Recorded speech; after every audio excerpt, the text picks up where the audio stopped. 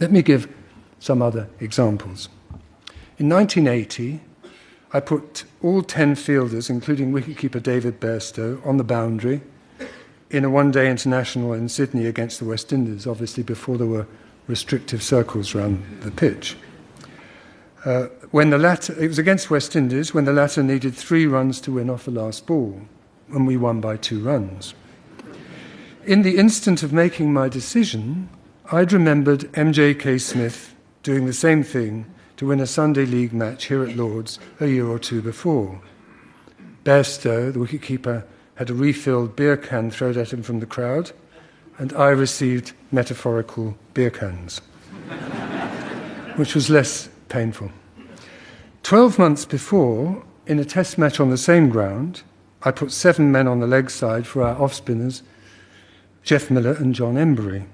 Some Australians, not the players I think, were appalled, accusing me of negative and defensive tactics, despite the fact that we had 3 or 4 close catches and dismissed Australia for 111 in 40 overs.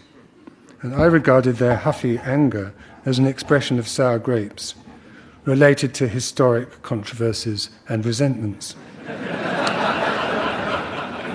In 1981, at Melbourne, when New Zealand needed 6 to win off the last ball to tie the match, Greg Chappell instructed his younger brother, notoriously really, to roll the ball along the ground underarm.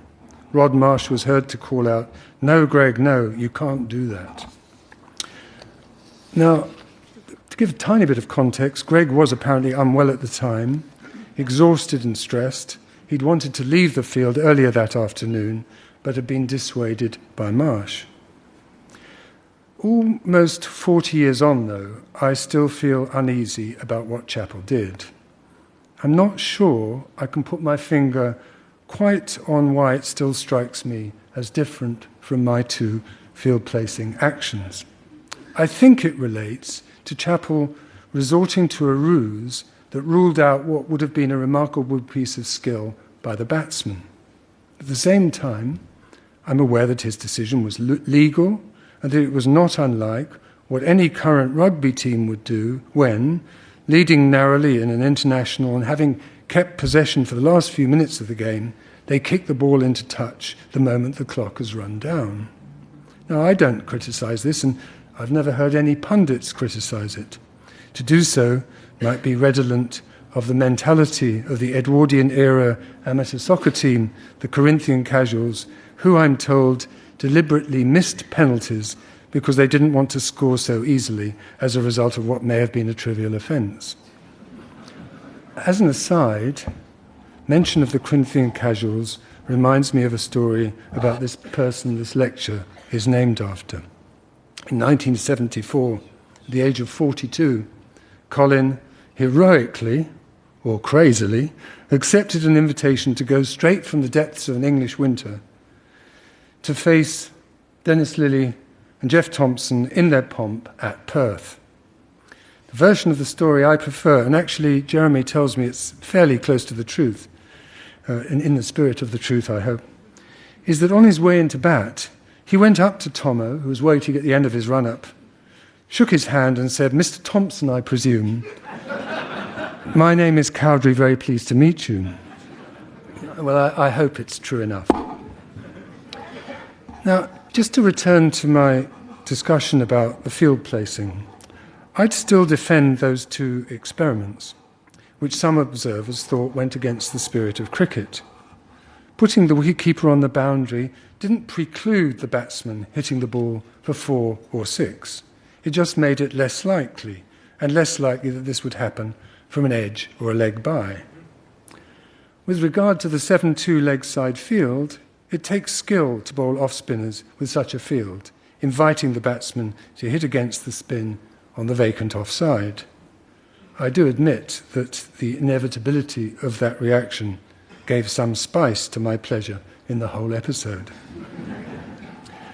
I think the reaction went back to an assumption that packing the leg side in this way was no different from earlier strategies used by England in Ashes series.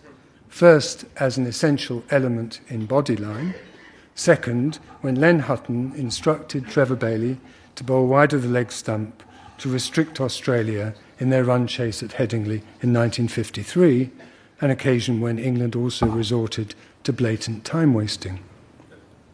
I feel conflicted about Douglas Jardine and Bodyline. Like Greg Chappell, as a matter of fact, I have a sneaking regard for what he did and the courage in doing it and carrying it through. But I still, in the end, feel that it went too far, that in an era when there was little provision for limiting persistently dangerous bowling, his tactic was too ruthless. Moreover, Bodyline was employed before there was a limitation on fielders behind square on the leg side.